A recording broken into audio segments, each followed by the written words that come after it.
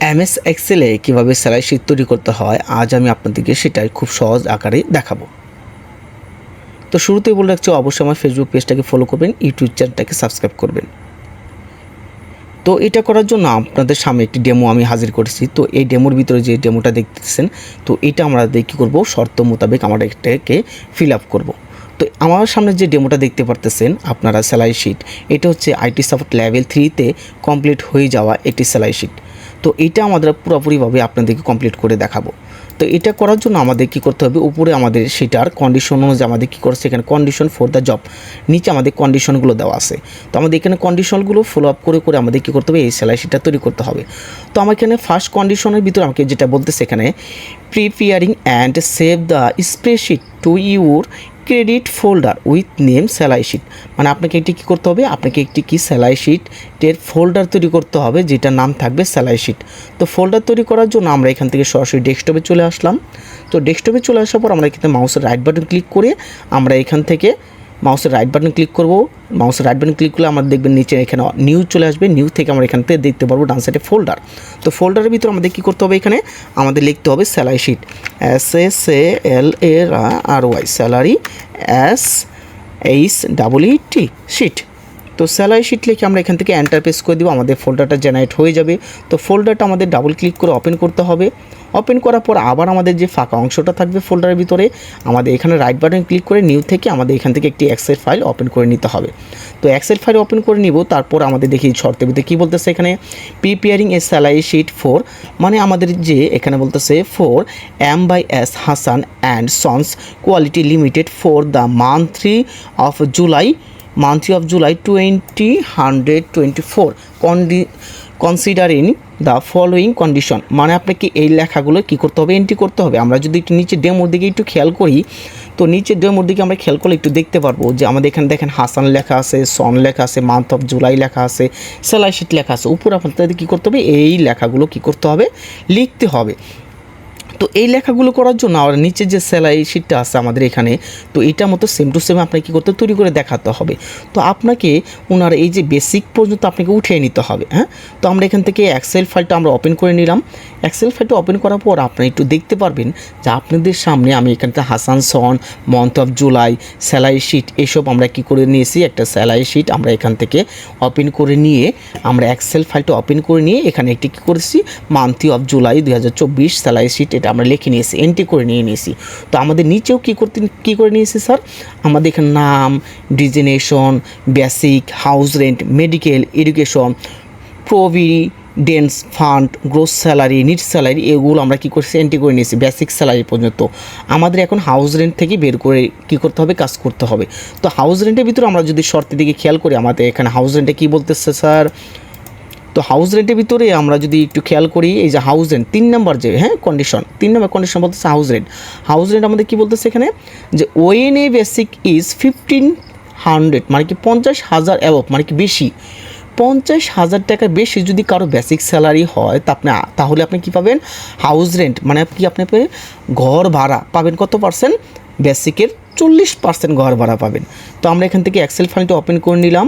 তো আমরা এখান থেকে আগে কী করবো, শর্ত অনুযায়ী আমাদের কী করতে হবে, IF প্রয়োগ করতে হবে। হ্যাঁ স্যার, হ্যাঁ, তো IF প্রয়োগ করতে হবে। তো IF প্রয়োগ করার আগে আমাদের ইকুয়াল পেস করতে হবে। ইকুয়াল পেস করে আমরা IF প্রয়োগ করব। IF প্রয়োগ করার পর আমরা এখানে ফার্স্ট ব্র্যাকেটটা প্রয়োগ করব। আমাদের বেসিকের যে প্রথম ঘরটা আছে এটা আমরা চিনিয়ে দিব। চিনিয়ে দেওয়া হয়ে গেলে আমরা এখান থেকে কী করবো, গ্রেটার দেন দিব। গ্রেটার দিয়ে আমরা ইকুয়াল দিব। তো আমি এখান থেকে সূত্রটা লিখে নিই, তারপরে আবার আপনাদের রিপিট করতেছি।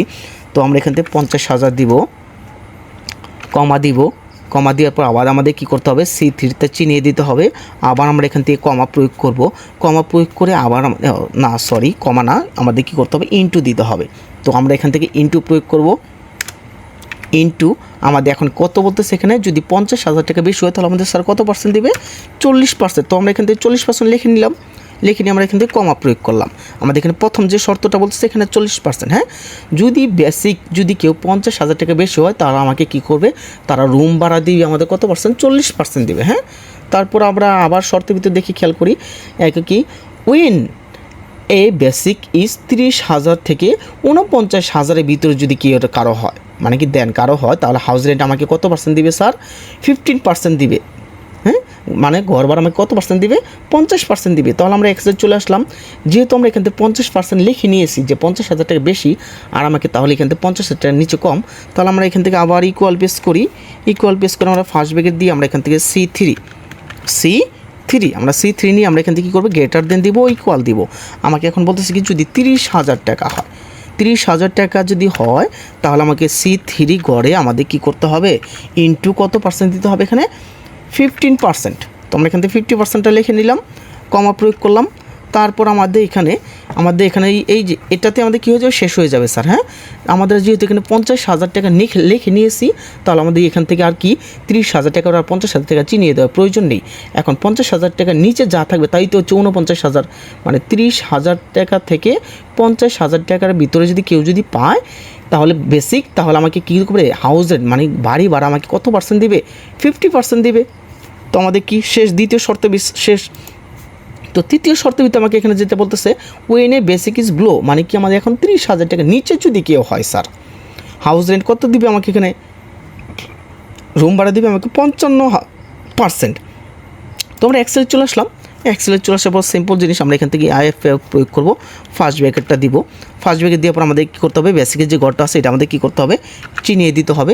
বেসিক গড়টা আমরা চিনিয়ে দিই। এখন আমরা যেটা করবো, এটা আমরা লেস দেন দিব স্যার। আমাকে যেহেতু বলতেছে 30,000 টাকার কম, তাহলে যদি কম বলে তাহলে আমরা এখান থেকে 30,000 টাকা লিখে আমরা এখান থেকে লেস দেন ব্যবহার করব, কমা দিব। কমা দেওয়ার পর আবার আমরা এখানে কী করতে হবে, সেই গড়টা চিনিয়ে দিতে হবে। বেসিকের যে গড়টা, এটা C3টা আমরা এখান থেকে করলাম, এন্ট্রি করে নিলাম। হ্যাঁ, তো আমরা এখান থেকে C3টা এন্ট্রি করে নিই, আমরা এখান থেকে C3টা দিলাম, দেওয়া হয়ে গেলে ইনটু দিব আমরা কত পার্সেন্ট, 55%। তো আমরা এখান থেকে 55%টা দেওয়া হয়ে গেলে স্যার, এখন আমাদের কাজ শেষ। এখন আমরা এখান থেকে কী করবো, সবগুলোকে ক্লোজ ব্র্যাকেট দিব স্যার। হ্যাঁ, ক্লোজ ব্র্যাকেট যতক্ষণ পর্যন্ত আমরা ব্ল্যাক না হবে ততক্ষণ পর্যন্ত আমরা ক্লোজ ব্র্যাকেট দিয়ে দিব স্যার। হ্যাঁ, তো আমাদের দেখেন ব্ল্যাক কিন্তু হয়ে গেছে 3টা দেওয়ার পরেই। তো 3টা দেওয়ার পর ব্ল্যাক হয়ে গেলে আমরা এখান থেকে জাস্ট এন্টার প্রেস করে দিব, আমাদের দেখেন হাউস রেন্টটা নেমে যাবে। তো আমরা এগুলোকে ড্রাগ করব, ড্রাগ করলেই বাকি যে হাউস রেন্টগুলো আছে সেগুলো নেমে যাবে। এখন আমাকে বলতেছে এখানে মেডিকেল, তো মেডিকেলের ভিতরে আমাকে কী শর্ত বলতেছে, মেডিকেল অ্যালাউন্স থাকবে কি পার্সেন্ট, 1500 টাকা, মানে সবগুলোতে 1500 টাকা। যত মেডিকেল অ্যালাউন্স মানে আপনি যত টাকায় বেসিক হন না কেন, আপনাকে মেডিকেল কত টাকা দিবে ওনারা, 1500 টাকা দিবে। হ্যাঁ, তো আমরা এখান থেকে এক্সেল ফাইলটা ওপেন করলাম। তো আমরা এখান থেকে কী লিখবো, 1500 দিয়ে আমরা এটা কী করবো, ড্রাগ করবো। হ্যাঁ, 1500 দিয়ে আমরা এখান থেকে কী করবো, ড্রাগ করে দেবো সবগুলোতে 15%। এডুকেশন কত বলতেছে আমাদের এখানে, তো এডুকেশনের ভিতরে আমাকে দেখেন, এডুকেশনের ভিতরে কী বলতেছে এখানে, এডুকেশন অ্যালাউন্স ইজ 750 টাকা, মানে আমাদের প্রত্যেক বেসিকে যত যার বেসিক হবে স্যার, হ্যাঁ যত যার বেসিক হবে সবাই কত করে পাবে, মেডিকেল মানে হচ্ছে কিন্তু স্যার চিকিৎসা। হ্যাঁ, চিকিৎসা টাকা দিবে আপনাকে 750 টাকা। তো চিকিৎসা তো আপনার সবার জন্য সমান, তাই না? তো আমাদের কী করতে হবে, ওনারা চিকিৎসার জন্য সবাইকে সমান টাকা মানে 750 টাকা দিবে। তো 750 টাকা দিলে আমরা এখানটা ড্রাগ করে দিলাম, প্রত্যেকে 750 টাকা পেয়ে গেল, তাই না? এখন আমাদের প্রভিডেন্ট ফান্ড মানে আপনার ভবিষ্যতের জন্য ওনারা একটা ফান্ড করবে স্যার। হ্যাঁ, তো এই ফান্ডটা কত হবে, তো আমরা একটু খেয়াল করে দেখি। আমাদের প্রভিডেন্ট ফান্ড আমাদের বলতেছে বেসিকের 10% দিবে ওনারা। হ্যাঁ, মানে আপনি যে স্যালারিটা পাবেন এখানে, বেসিক যে স্যালারিটা পাবেন এর উপরে আপনাকে 10% প্রভিডেন্ট ফান্ড দেবে। তো আমরা এখানে ইকুয়াল পেস করলাম, ইকুয়াল পেস করার পর বেসিকের যে গড়টা সেটা আমরা চিনিয়ে দিব, চিনিয়ে দিয়ে আমরা এখানে ইনটু দিব কত স্যার, 10%।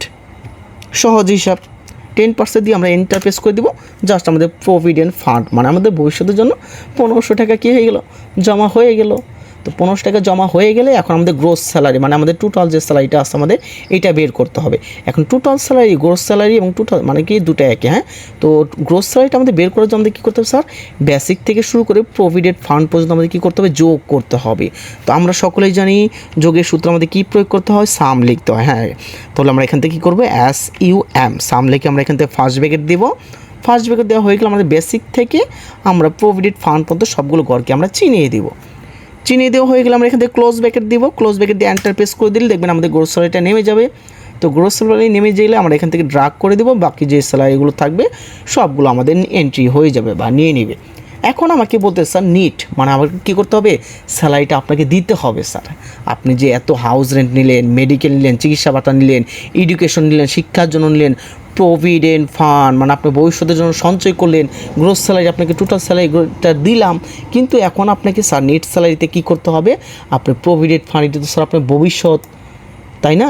আমাকে এখানে কী বলতেছে, এখন আমাকে বলতেছে ক্যালকুলেট গ্রোস স্যালারি আর নেট স্যালারি, আমাকে ক্যালকুলেট করে মানে আমাকেই ওনারা গণনা করে আমাকে গ্রোস স্যালারি এবং নেট স্যালারিটা বের করতে বলতেছে। তো আমি গ্রোস স্যালারিটা কী করলাম, গ্রোস মানে কি টোটাল যোগ করা, তো আমরা এখান থেকে সবগুলোকে যোগ করে দিলাম।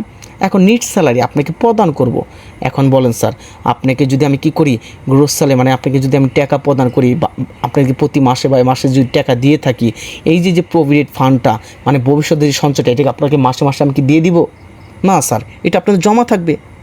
তাহলে আমাদের কী করতে হবে, এই গ্রোস স্যালারিটা আপনার প্রদান করার সময় নেট স্যালারিটা যখন আপনাকে দিয়ে দিব আমি, ইকুয়াল পেস করে গ্রোস স্যালারি থেকে আপনি এই যে কী করবো আমরা মাইনাস আমরা কী করবো, প্রভিডেন্ট ফান্ড আপনাকে এটা আমরা রেখে দিব, এটা আমরা চিনিয়ে দিয়ে এখন আমরা এন্টার প্রেস করে দিব, জাস্ট আমাদের নেট স্যালারিটা নেমে যাবে। এটাই ছিল আপনাদের স্যালারি শিট স্যার। হ্যাঁ, নেট স্যালারিটা আপনাকে এইভাবে করে নামাতে হবে। অবশ্যই আশা করি আপনারা এটা ভালোভাবে বুঝতে পারছেন। যাদের কোনো বুঝতে সমস্যা হবে অবশ্যই আমাকে কমেন্ট করবেন, কমেন্ট করে অবশ্যই আমাকে জানাবেন। আমি নেক্সটে আবার এটাকে আপনার সংশোধন করি আপনাদেরকে বোঝানোর জন্য চেষ্টা করব। আর যারা ছোটো ছোটো টপিকগুলো আপনাদের জানতে চান অবশ্যই আমাকে কী করবেন, আমাকে কমেন্টস করে জানাবেন, আমি সেই টপিকগুলো আপনাদের দিয়ে দেওয়ার জন্য চেষ্টা করব। আশা করি আমার এই টিপসটি, আমার এই যে স্যালারি শিটটি আপনাদের ভালো লেগেছে। অবশ্যই আমার পাশে থাকবেন। ধন্যবাদ সকলকে।